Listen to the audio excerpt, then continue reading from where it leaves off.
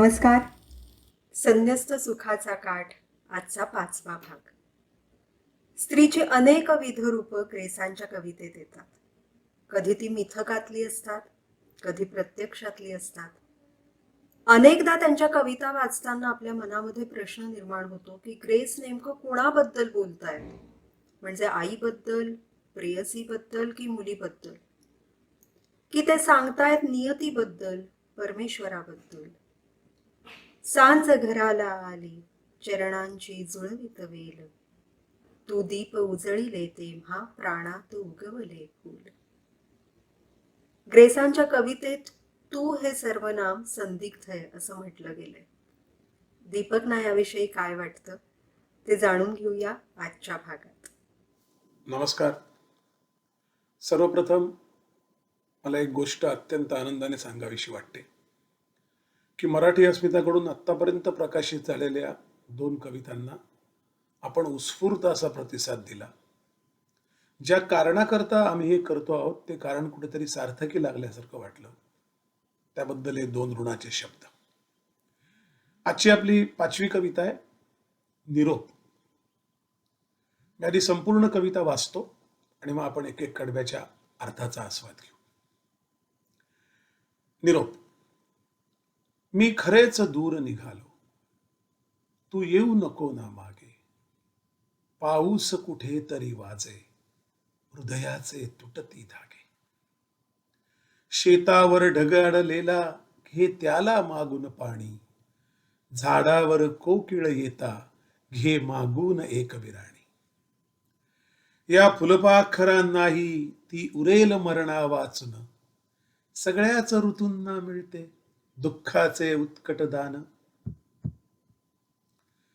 भरपूर सोडली आहे पडवीत निजेला जागा. अन दूर तुझ्याहून दूर प्राचीन फुलांच्या बागा. थिजलेल्या वेळू मधली लगटेल तुलाही वारा. पाऊस थांबल्यावरही तारांच्या पडतील गारा. उद्ध्वस्त मंदिरे येतील नजरेत तुझ्या दीप्तीने. खंडांतर करते पक्षी दिसतील तुला तृप्तीने. माझ्याहून गर्द मिठीचा अंधार गळ्याला येईल. शिल्पास रूप देणाऱ्या हातांचा विळखा होईल. मी खरेच दूर निघालो, तू येऊ नको ना मागे. मी खरेच दूर निघालो, तू येऊ नको ना मागे. तळ हातावरचा फोड फुटणार अशा अनुराधे. वेदनेस नसते वीण पडछाया तुडवित जाणे. वेदनेस नसते वीण पडछाया तुडवित जाणे. अंगाईत फक्त मुलांना तू सांग एवढे गाणे. मी खरेच दूर निघालो, तू येऊ नको ना मागे. ग्रेसच्या कवितांचं एक वैशिष्ट्य आपल्या असं लक्षात येईल की ग्रेसच्या कवितेतली स्त्री ही कधी आई, कधी मुलगी, कधी सखी म्हणून येते आणि हे सगळं एकमेकांमध्ये असं गुंतलेलं असतं. एक ठाशीव प्रकारची प्रतिमा येत नाही स्त्रीची कधीच, की आता आईची कविता ऐका, आता मुलीबद्दलची ऐका, नाही. त्यामुळे स्वतः कवी काय म्हणून गेलाय की माझी कविता एक बेट आहे. मी स्वतःच एक बेट आहे, सगळ्यांपासून तुटलेलं. या बेटावरून परतण्याची कुठलीही हमी वाचकाला मी देत नाही. ज्याने त्याने स्वतःची होडी घेऊन आलं पाहिजे आणि परत गेलं पाहिजे. आता होडी हा अर्थ तुम्ही अर्थ या अर्थाने घ्या. होडी हा शब्द म्हणजे वाचकाने यावं, आपल्या आपल्या अर्थाने कवितेकडे पाहावं, आपला आपला अर्थ जो आपल्याला कळलाय तो घेऊन परत जावं. त्या अर्थात ती स्त्री प्रतिमा कधीतरी आई वाटेल, कधीतरी मुलगी वाटेल आणि कधीतरी सखी वाटेल. ही जी संदिग्धता आहे हे ग्रेस यांच्या कवितेचं स्थायी वैशिष्ट्य आहे. ग्रेस यांच्या प्रत्येक कवितेमध्ये ही संदिग्धता, एखादी जागा सोडतो ना आपण तशी अशी सोडलेली आढळेल. तुम्ही ते पिकअप करायचं, ज्याला इन बिटवीन द लाईन्स म्हणतात ते. आता ही कविता बघूया. मी खरेच दूर निघालो, तू येऊ नको ना मागे. पाऊस कुठेतरी वाजे, हृदयाचे तुटती धागे. मी खरंच दूर निघालोय. तू नेहमीसारखी माझ्या मागे मागे येऊ नकोस. हृदयाचे धागे तुटावेत असा कुठेतरी पाऊस कोसळतोय. पावसाच्या एका थेंबाबरोबर, एका थेंबाच्या त्या आवाजाबरोबर हृदयाचा एक धागा खणखण तुटतोय. म्हणजे धारांनी पाऊस कोसळत असेल तेव्हा माझ्या हृदयाची शक्ल होत आहे, त्याचे एक एक धागे तुटतायत. तो कुठेतरी वाचतोय पाऊस. तो वाचण्या इतका प्रचंड पडतोय. मी खरंच दूर निघालोय. तू नको येऊ माझ्या मागे. आता मी नसताना काय होईल? शेतावर ढग अडलेला, त्याला मागून घे पाणी. एखादा ढग कुठेतरी शेतावर अडलेला असेल, त्याच्याकडून पाणी मागून घे. झाडावर कोकिळ येता, घे मागून एक विराणी. तिच्याकडून एक विराणी मागून घे. ती वाऱ्यावर जात राहील विराणी तू मागितलेली. म्हणजे जो जे देतोय, ढग पाणी देतोय, कोकिळ विराणी देते, ती मागून घे. त्यांच्याकडून सरळ मागून घे, देतील ते.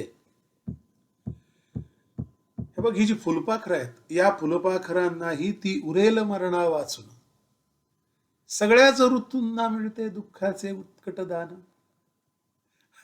ही विराणी या फुलपाखरांनाही मरणा वाचून सुद्धा उरेल. त्यांना त्यांच्या आयुष्यात ती मिळेल विराणी. ती उरेल त्यांच्याकरता तू किती मागून घेतलीस तरी. काळजी करू नकोस. त्यांना मरण येण्याआधी त्यांना ती मिळेल, तू मागून घेतलीस तरी. तू ती विराणी संपवू शकणार नाहीस. का संपवू शकणार नाहीस? कारण लक्षात ठेव, सगळ्यात अंतिम काय आहे ते दुःख आहे. सगळ्यात स्थिर काय आहे ते दुःख आहे. सगळ्यात अचल काय आहे ते दुःख आहे. सगळ्यात टिकणारं काय आहे ते दुःख आहे. सगळ्यात नश्वर काय आहे ते दुःख आहे. बाकी सगळं निघून जाणार आहे, दुःख जाणार नाही. त्यामुळे सगळ्याच ऋतूंना दुःखाचं उत्कट असं दान निसर्ग देत असतो. त्यामुळे तू किती विराणी कोकिळेकडून मागून घेतलीस तरी त्या फुलपाखरांकरता पण ती उरेल. तू काळजी करू नकोस, तू मागून घे. बरं, तुला असं वाटलं की विश्रांती घ्यायची आहे तर भरपूर सोडली आहे पडवीत निजेला जागा. अन दूर तुझ्याहून दूर प्राचीन फुलांच्या बागा. आपल्या घराच्या पडवीत तुझ्या निजेकरता खूप जागा सोडली आहे. तुझंच आहे सगळं ते. आता कोणीतरी निघून जातं ना, तेव्हा उरलेल्या माणसाला जागा उरते. आता जागा ही प्रत्येकाची वेगवेगळी असते. मी माझ्याकडून तुला पडवीत जागा सोडून निघालोय. म्हणजे तुझी ती काळजी मी घेतली आहे. तुला नीज यावी, तुला शांतपणे झोप यावी, याच्याकरता पडवीत मी जागा सोडली आहे. पण एक लक्षात ठेव, तुझ्यापासून फार दूर आहेत त्या प्राचीन अशा फुलांच्या बागा. त्यामुळे त्यांचा उगीच शोध घेत बसू नकोस. तू थकलीस की पडवीत आपली नीज, पडवीत शांतपणे विश्रांती घे. त्या प्राचीन फुलांच्या बागांच्या मागे जाऊ नकोस, जे मी आयुष्यभर गेलो कदाचित. तू जाऊ नकोस, त्या खूप दूर आहे तुझ्यापासून. आता काही वेळेला हा स्वर या सखी करता होतो, काही वेळेला मुली करता एखाद्या पित्याचा होतो, काही वेळेला मुलाचा आई करता होतो. पण पिता आणि सखी हे मात्र इथे अगदी जवळचं नातं वाटतं. मुली करता लिहिलेली कविता आणि सखी करता. त्यामुळे या दोन्ही स्त्री प्रतिमांच्या काठावरून ही कविता जाते. इथे आईबद्दल आहे असं वाटत नाही, असं म्हणायला जागा आहे. आता पुढे सांगतायत, थिजलेल्या वेळून मधला लगटेल तुलाही वारा. ग्रेसांच्या शब्दकळेचं एक वैशिष्ट्य असं आहे की ते वर्णन इतकं ज्याला प्रतिमा उभी राहील असं करतात. थिजलेल्या वेळून मधला. वेळू उभे असतात. वेळू म्हणजे बांबू. बांबूची झाडं उभी असतात, त्यातनं जो वारा वाहतो, त्यामुळे तर तो वारा त्यांना लगटेल तसं तुला येऊन लगटेलच. ते वेळू थिजलेले आहेत, त्याच्यात स्वर नाही आहे, ते थिजलेले आहेत. एखादा काळ येऊन थांबतो ना, कारण आयुष्यातनं एखादं चांगलं माणूस, आपल्या जवळचं माणूस, आपल्या प्रेमाचा माणूस निघून गेलं की आपल्याकरता काळ थांबतो, आपल्याकरता काळ थिजतो. थिजलेलं असतं. It's a frozen time. आपण शांतपणे, म्हणजे कारण आपल्याकरता काहीच हालचाली घडत नाहीत. ते सगळं असं शांतपणे थिजून जातं जागच्या जागी, तिथेच स्थिर होऊन जातं. म्हणजे एखादं चलचित्र एकदम स्थिर चित्र व्हावं असं आपलं माणूस आयुष्यातून निघून गेल्यानंतर होतं. म्हणून थिजलेल्या वेळून मधला लगटेल तुलाही वारा. पाऊस थांबल्यावरही तारांच्या पडतील गारा. आता गारा पडलं, पावसात गारा पडतात, पावसाच्या आधी गारा पडतात, पावसाबरोबर गारा पडतात. पण पाऊस थांबला, पाऊस निघून गेला त्याच्या मुक्कामाला, तुझ्या तुझ्या घरावरून पाऊस पुढे निघून गेला, तरी तारांच्या गारा पडतील. एक एक उल्कापात हे गारेसारखा आहे तुझ्याकरता, त्यामुळे तेही तुला मिळणार आहे. तू नको माझ्या मागे येऊ. तुला पाऊस मिळणार आहे, तुला वारा मिळणार आहे.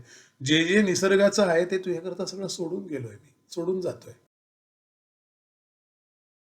उद्ध्वस्त मंदिरे येतील नजरेत तुझ्या दीप्तीने. प्रकाशमान अशी झालेली उद्ध्वस्त मंदिरं तुझ्या नजरेत येतील जेव्हा आकाशाकडे बघशील. आता वारा लगडून गेला, पाऊस थांबला, तारांच्या गारा झाल्या. तुझ्या नजरेत त्या दीप्तीने प्रकाशमान होऊन उद्ध्वस्त अशी मंदिरं येतील. तिकडे बघता बघता तुझ्या लक्षात येईल, खंडांतर करते पक्षी दिसतील तुला तृप्तीने. या खंडावरून त्या खंडात निघून जाणारे, स्थलांतर करणारे, खंडांचं अंतर पार करणारे अनेक पक्षी तुला तृप्तीने निघून जाताना दिसतील. पक्षी नेहमी स्थलांतर करतात तिथे ज्या अन्न पाण्याकरता येतात, ज्या गरम प्रदेशात ते येतात, जिथे येतात तिथे त्यांचे पोट भरलं की ते पुढच्या प्रवासाला निघून जातात. ते अमुकच एका भागात राहतील असं नाही. त्यामुळे उद्ध्वस्त मंदिरं येतील नजरेत तुझ्या दीप्तीने, खंडांतर करते पक्षी दिसतील तुला तृप्तीने. आपल्या मागे आपल्या सखीचं किंवा आपल्या मुलीचं काय जे होणार असेल तेव्हा तिच्या नजरेपुढे काय काय येत राहील याचं एक चित्र प्रतिमपणे ग्रेस या कवितेत उभे करतात.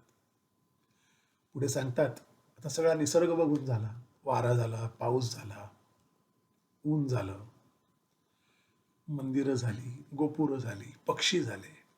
आता माझ्याहून गर्द मिठीचा अंधार गळ्याला येईल. माझ्याहून अत्यंत गर्द, अत्यंत दाट, अत्यंत ज्याला घनदाट म्हणता येईल अशा गर्द मिठी असलेला अंधार तुझ्या गळ्याला येईल. अंधार येईल, अंधार पडेल हे सांगण्याची पद्धत बघा कशी आहे. माझ्याहून गर्द मिठीचा म्हणजे माझी मिठी काहीच नाही. मी तुला किती घट्ट मिठी मारली असेल, अगदी घट्ट हृदयाशी धरून तुला मिठी मारली असेल, तरी त्याहून गर्द अशा मिठीचा अंधार गळ्याला येईल. अंधार तुझ्या गळ्याला येईल. शिल्पास रूप देणाऱ्या हातांचा विळखा होईल. एखादा शिल्प असतं, त्याला हात रूप देतात ना, त्या हातांचा असा एक विळखा तुझ्याकडे येईल. ते शिल्प भंगेल किंवा शिल्पातनं हात निघतील आणि तुझ्या गळ्याभोवती येतील. म्हणजे इतका गर्द अंधार तुझ्या गळ्यात मिठीला येईल की त्या हातांचा असा विळखा तुला पडेल, जणू काही एखाद्या शिल्पातनं हात निघून त्यांचा विळखा पडावा इतके जवळ तुझ्या त्या अंधार येईल, इतका तुझ्या गळ्याशी येईल. मी खरंच दूर निघालो, मी खरंच दूर निघालो, तू येऊ नको ना मागे. तळहातावरचा फोड फुटणार अशा अनुराधे.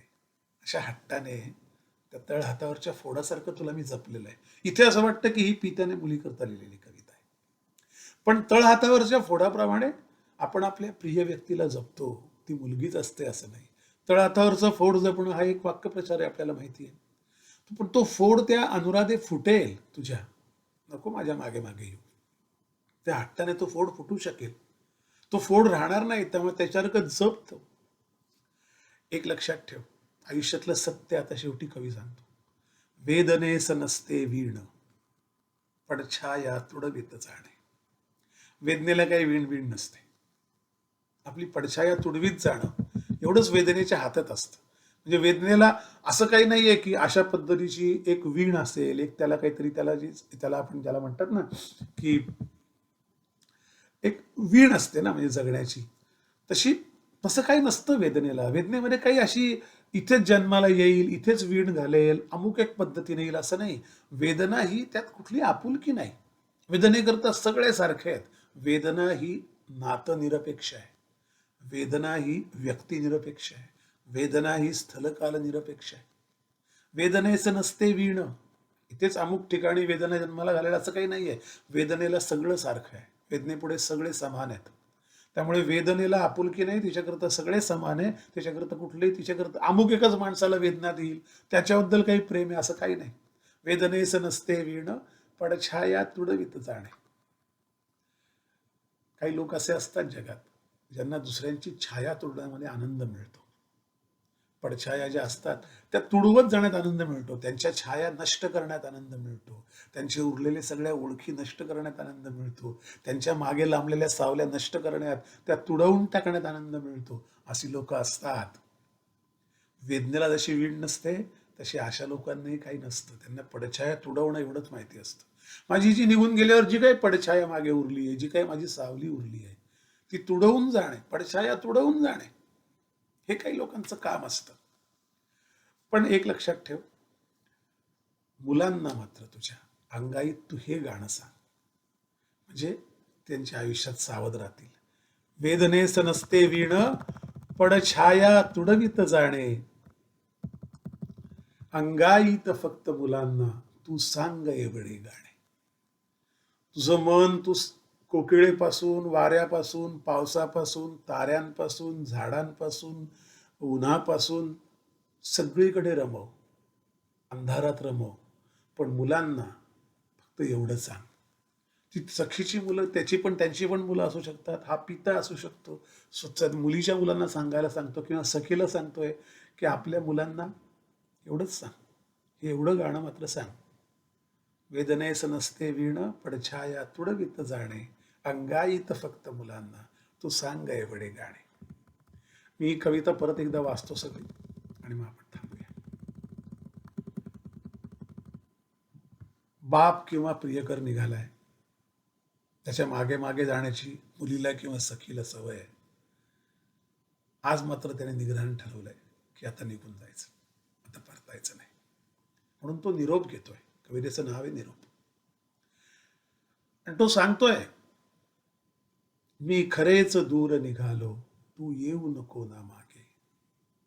पाऊस कुठेतरी वाजे, हृदयाचे तुटती धागे. शेतावर ढगळलेला घे त्याला मागून पाणी, झाडांवर कोकिळ येता घे मागून एक विराणी. या फुलपाखरांनाही ती उरेल मरण वाचून, सगळ्याच ऋतूंना मिळते दुःखाचे उत्कट दान. भरपूर सोडली आहे पडवीत निजेला जागा, अन दूर तुझ्याहून दूर प्राचीन फुलांच्या बागा. थिजलेल्या वेळू मधला लगटेल तुलाही वारा, पाऊस थांबल्यावरही तारांच्या पडतील गारा. उद्ध्वस्त मंदिरे येतील नजरेत तुझ्या दीप्तीने, मी जाण्याच्या दिशेकडे बघशील. उद्ध्वस्त मंदिरे येतील नजरेत तुझ्या दीप्तीने, खंडांतर करते पक्षी दिसतील तुला तृप्तीने. माझ्याहून गर्द मिठीचा अंधार गळ्याला येईल, शिल्पास रूप देणाऱ्या हातांचा विळखा होईल. मी खरंच दूर निघालो, तू येऊ नको ना मागे. तळहातावरचा फोड फुटणार अशा अनुराधे. वेदनेस नसते वीण पडछाया तुडवित जाणे, अंगाईत फक्त मुलांना तू सांग एवढे गाणे.